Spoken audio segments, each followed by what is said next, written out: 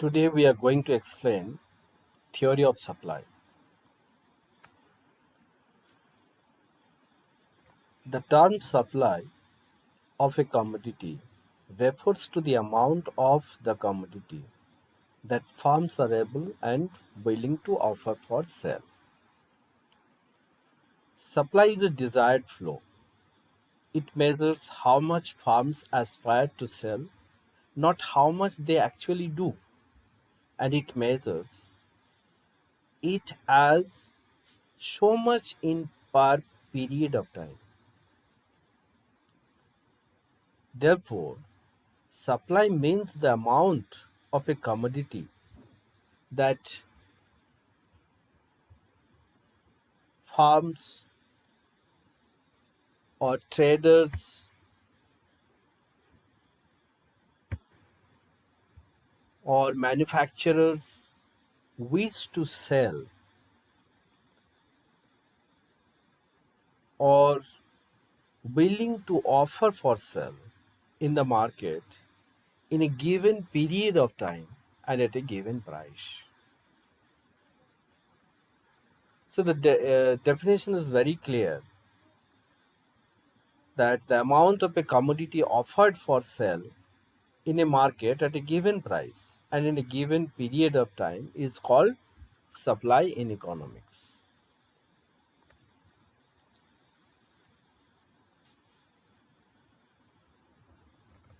Like demand, supply is also expressed as a relationship between price and quantity, that is, quantity supplied. And price and quantity supplied directly related, positively related. That means when price rises, quantity supplied also rises, and when price falls, quantity supply decreases. Elements of supply. Supply is a desired quantity, that is, quantity of the commodity. Supply indicates only the willingness or how much the firm is willing to sell and not how much it actually sells.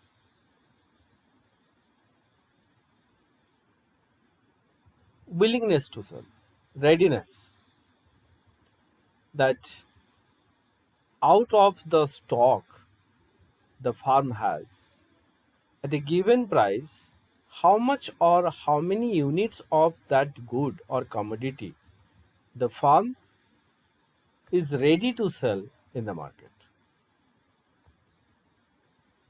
Next is price of the commodity.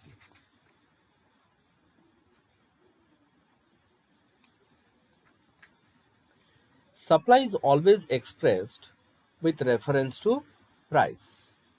Like demand, supply of a commodity is always at a price because with a change in price, the quantity supplied may also vary or change.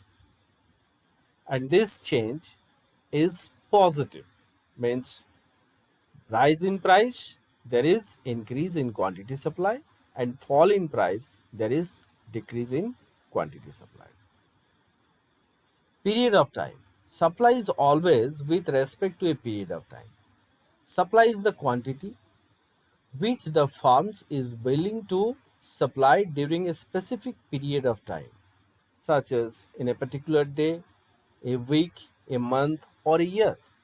Therefore, supply is a flow variable because it is measured over a period of time. Next is type of supply.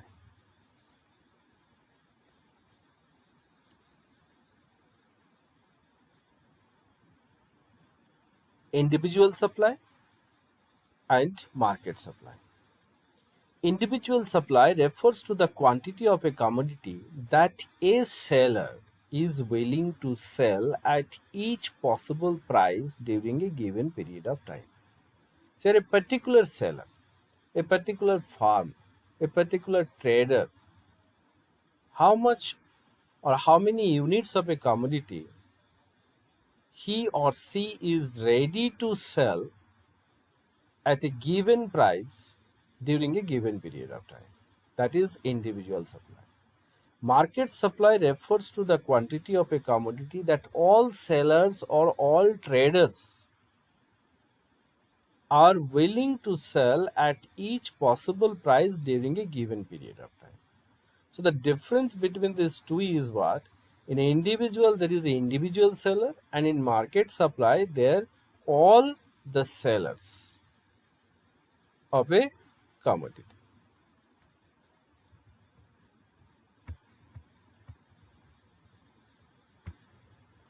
Difference between supply and stock. Sometimes we consider that the supply and stock are synonymous terms, but in economics, the supply and stock are different. Let us see their meaning. Supply refers to the quantity of the commodity which is actually brought into the market for sale at a given price per unit of time. While stock is meant the total quantity of a commodity that exists in a market and can be offered for sale at a short notice.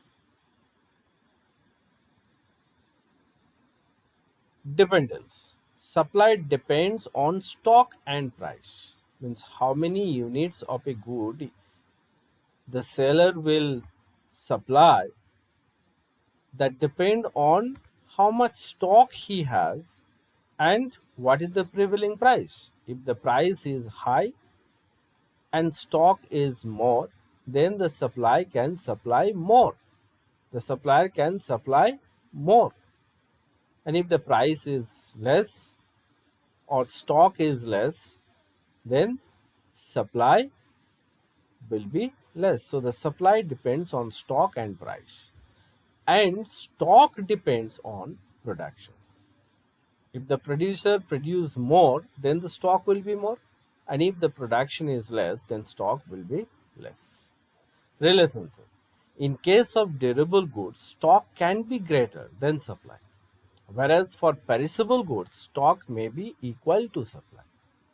Generally, in durable goods, the stock are more, supply is out of stock, the supply is made.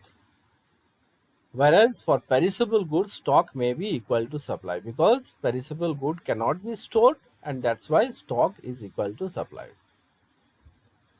Order of existence. Supply flows stock. Supply follows stock. There cannot be supplied without stock.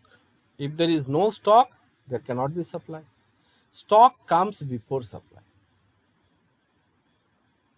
and supply comes after stock. Time dimension or variable. Supply is a flow variable because it is measured during a period of time.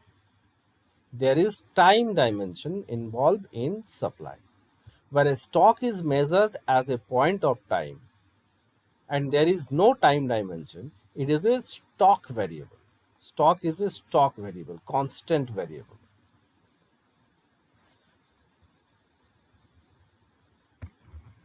Supply function. Just like demand function we have explained. Similarly, the supply function is the functional relationship between the supply of a commodity and the factors influencing supply is termed as supply function. So what are the factors? The factors are the determinants of supply. So let us know what are the determinants which affect the supply or which influence the supply of a commodity. First, price of the commodity, that is own good. Price of other goods, substitute good and jointly produced goods. Price or cost of factors of production. Supply depends on factors of production. State of technology. Expectation of further change in price. Number of farms, that is exit of farms and entry of farms. Goal of the producers. If the goal of the producer is profit maximization or sales maximization, that is also influence the supply of a commodity. And taxation policy of the government. That policy is the favorable or unfavorable. So mathematically we can express the supply function. Supply of commodity X, that is Sx, is equal to function of Px, that is the price of X good, PO price of other goods, PF is the cost of factors of production, ST is the state of technology, upgradation or degradation, that one we have to check. EPX, expected of further change in price or expected change in price of the commodity. NF is the number of farms, that is the entry and exit of farms. GP, that is the government policy. GP is the goal of the producer, and T is the taxation, that is subsidies and taxation policy.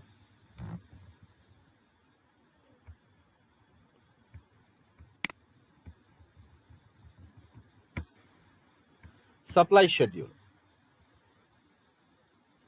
A table showing different quantities of a good that sellers are ready to sell at different levels of prices. For example, price of good X is given 1, 2, 3, means price is increasing from 1 to 2, 2 to 3. Quantity supplied 1 at 1 rupee, 2 units at 2 rupees, and when the price increases to 3, the quantity supplied becomes 3 units. So the price and the quantity supplied directly related or positively related. In case of demand, we find that the supply in demand and the price inversely related, but in case of supply, it is directly related. Think as a producer. If you are a producer or a farm, that you will always try to sell more when the price will increase, and when price will decrease, you will reduce the supply. Individual supply schedule. A table showing different quantities of a good that an individual seller is ready to sell at different levels of prices. There are two sellers of commodity X, A and B. The price is 1, 2, 3. For him also 1, 2, 3. X good price 1, 2, 3. Same price. But the quantity may differ or may be same. For Sx in the given table, we find that 1, 2 and 3. As the price increases from 1 to 2, 2 to 3, the quantity supplied also increases from 1 to 2, 2 to 3. For B, when the price is 1 rupee, B supplies 2 units. Price increases to 2 rupees, he supplied 3 units, and when price 3, he supplied 4 units. So these are the two individual supplier and two different tables of the same commodity. Market supply schedule. A table showing different quantities of a good that all sellers are wished to sell at different levels of price. Markets, we add the supply of the different individual sellers and we get the market supply. So there are two individual seller A and B, and their supply schedule are given 1, 2, 3 and 2, 3, 4 when the price is 1, 2, 3. So the market supply will be at rupee 1. A supply 1 unit and B supply 2 units. So that at rupee 1, the total supply is 1 plus 2, 3. With the 2 rupees, A supply 2, B supply 3. So the total supply 2 plus 3 is equal to 5. 3 rupees, 3 plus 4 is equal to 7. So the market supply is 7. So what is the market supply now? At 1 rupee, 3 units. There we have assumed there are only 2 suppliers are there. At rupees 2, 5 and rupees 3, 7. So by adding the quantity column, we get the market supply. Supply curve.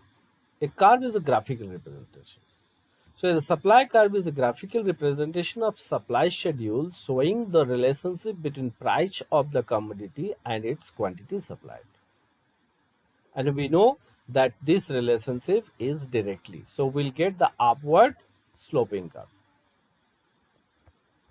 We have measured price in the y-axis and supply of good X in the x-axis, that is the quantity. Now when the price increases, supply also increases.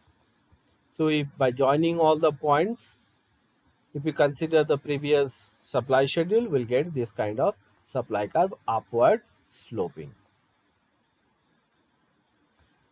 Individual supply curve.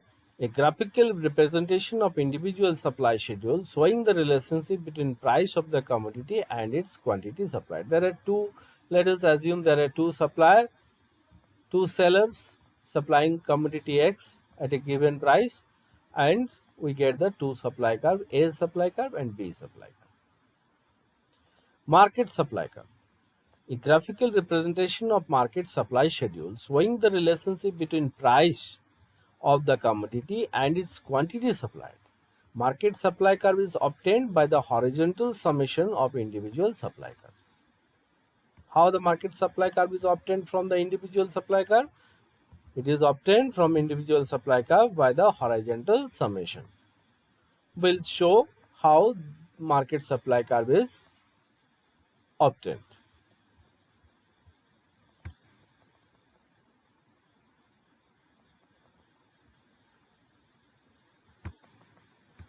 How to draw market supply curve from given individual supply curves. Suppose there are two individual supply curves given, A and B, and the price given P1 and P2. Now let us at OP1 price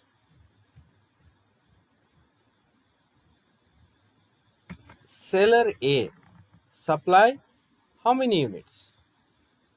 At OP price, this is the A supply curve. So at this price, A supply OX1 units and B supply OX2 units. So what will be the market supply?